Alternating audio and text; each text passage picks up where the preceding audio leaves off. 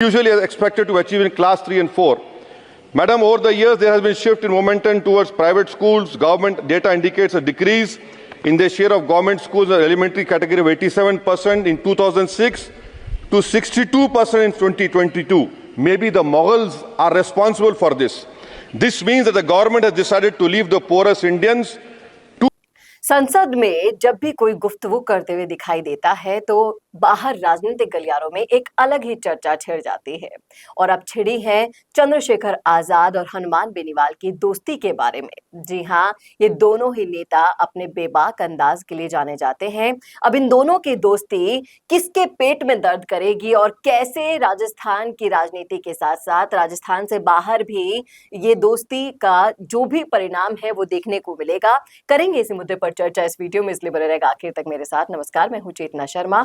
आप देखना शुरू कर चुके हैं संवाद भारत का, भारत के लिए। इस मुद्दे पर बातचीत करने के लिए मेरे साथ मौजूद है हमारे editor in chief Varun Bhansali जी।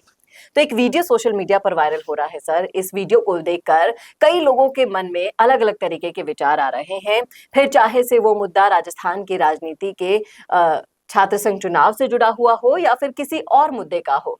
ये दोनों नेता एक दूसरे से गुफ्तगू करते हुए दिखाई दे रहे हैं और चर्चा ये है कि अब इनकी मित्रता किस किस का पेट दुखाएगी।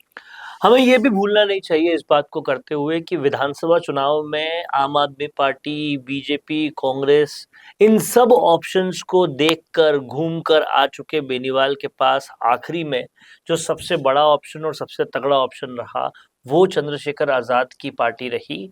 और कहीं ना कहीं चंद्रशेखर आजाद की पार्टी के साथ जो कैंपेनिंग हुई उसमें हालांकि चंद्रशेखर आजाद कोई सीट तो नहीं जीत पाए, लेकिन बहुत सारी सीटों पर बहुत अच्छा, पहली बारी की पार्टी के हिसाब से बहुत अच्छा लीड लिया, बहुत अच्छे वोट्स पाए।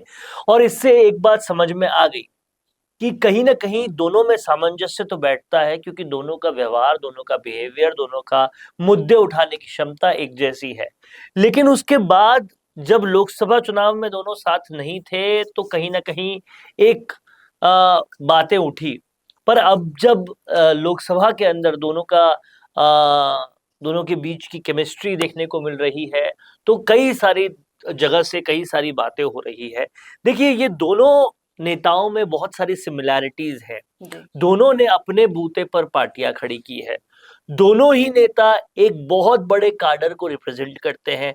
जहां हनुमान बेनीवाल जाट राजनीति के सूरमा माने जाते हैं, तो वहीं मायावती के डाउन होने के बाद चंद्रशेखर आजाद दलित, पिछड़े और तमाम सारे बैकवर्ड क्लासेस के बड़े नेता माने जाते हैं। वैसे ही ये दोनों अपने आप में एक युवा पीढ़ी को रिप्रेजेंट करने वाले नेता हैं।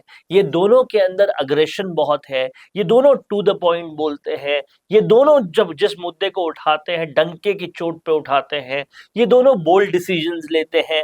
हर तरीके से ये दोनों काफी सिमिलर देखे जाते हैं और इसीलिए इनके मेल मिलाप से, इनकी चर्चाओं से, इनकी केमिस्ट्री से कईयों के पेट में दर्द होता है। क्योंकि देखिए, चाहे एक दल में 50 लोग हों लेकिन 50 भी कोई काम के ना हो, उनसे किसी को कोई फर्क नहीं पड़ता।